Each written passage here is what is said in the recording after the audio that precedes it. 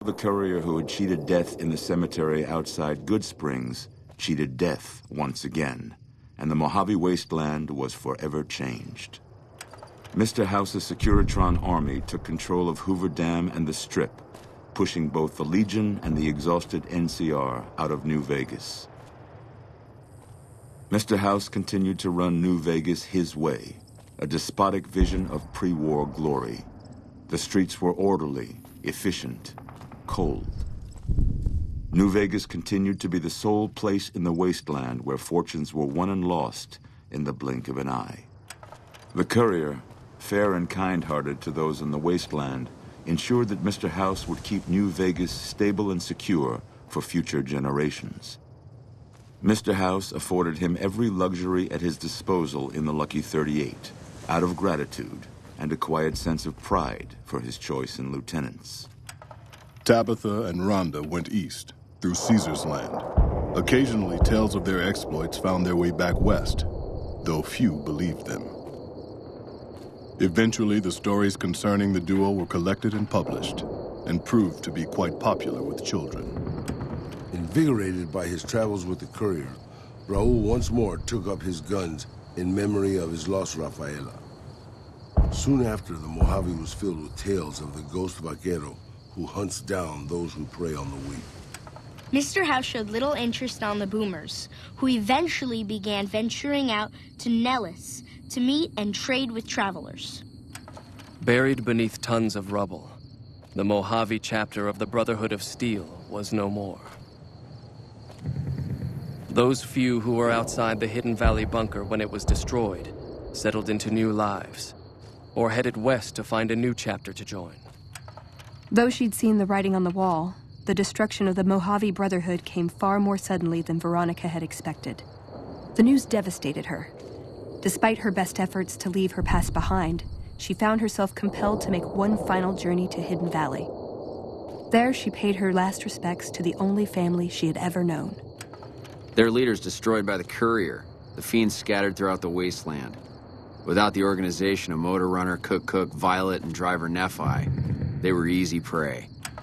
Arcade was outraged by Mr. House's power play following the defeat of Caesar's Legion at Hoover Dam. Though he remained in Freeside for a short time after the Securitrons established widespread control, he eventually traveled back into NCR territory. Disillusioned with the followers of the apocalypse, he settled down in the outskirts of the Boneyard, where he worked happily as a family doctor. After Mr. House gained control of New Vegas, he sent a Securitron to Good Springs as a token of appreciation for helping the courier. Victor was a mixed blessing, however, as he continually monitored the town for Mr. House. Rose of Sharon Cassidy died as her caravan died. In an unmarked grave, another victim of the Mojave. During the Battle of Hoover Dam, the Great Khans quickly evacuated Red Rock Canyon and headed north and east into the plains of Wyoming. There, they reconnected with the followers of the apocalypse and rebuilt their strength. Bolstered by ancient knowledge of governance, economics, and transportation, they carved a mighty empire out of the ruins of the Northwest. Thanks to the courier and Lily, a cure for the Nightkin's schizophrenia was found shortly after Dr. Henry's experiment concluded. Nightkin and other super mutants in the wasteland flocked to Jacobstown, and the town became known as a haven where a mutant could find peace. Lily continued to take her medicine at half doses, and although she remembered her grandchildren, her mind remained muddled and confused. Eventually, she parted ways with the courier and traveled west, seeking the remnants of her past. Flush with his victory, Mr. House sent Securitrons into Freeside, thinking to increase his control over the area. When fighting broke out, the Kings fought valiantly, but were no match for the armored killing machines, and were wiped out to the last man. After Ray's brain was transplanted into Rex's cybernetic body, it took Rex some time to adjust to the old scrapyard dog's memories. Eventually, Rex's mind settled peacefully, melding his own memories with that of long travels with old Lady Gibson. Though Novak was a low-priority target for the Legion, many of Novak's citizens died in its defense. In the weeks that followed, several bright followers returned to Novak to help restore its defenses, allowing it to remain independent of NCR. Though NCR was withdrawing from the region, Boone remained in New Vegas, finding work as a security guard and caravan scout along the highways. While he might have preferred rejoining his old unit, Boone couldn't bring himself to abandon the city where he'd met his wife. After Hoover Dam, the leaderless powder gangers at the correctional facility vanished into the wastes, leaving the prison empty. The correctional facility became another abandoned ruin in the wasteland, its carcass occasionally picked over by enterprising prospectors. After the Vault 19 powder gang surrendered to the NCR, they were reincorporated into the correctional system. The NCR did increase their sentences, and they aren't about to take off time for good behavior.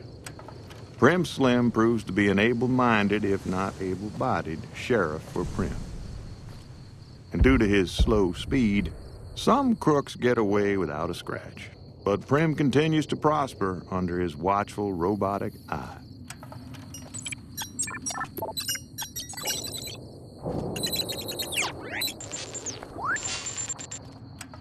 Despite distinguishing themselves during the Second Battle of Hoover Dam, the Rangers' victory was short-lived due to the Courier's interference.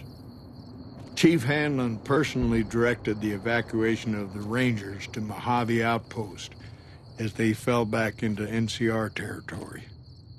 Bitter over the waste of life in the Mojave, Hanlon stepped down from his post. After a campaign in which he denounced Oliver's and Kimball's hawkish, imperialist ways, Hanlon was elected as the Senator of Reading.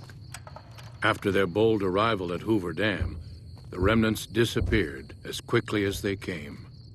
Legends of their power spread throughout the Southwest, a reminder of why people once feared the sight of vertibirds in the sky. And so the Courier's road came to an end, for now.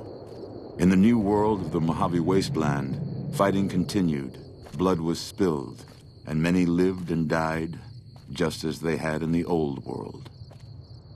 Because war never changes.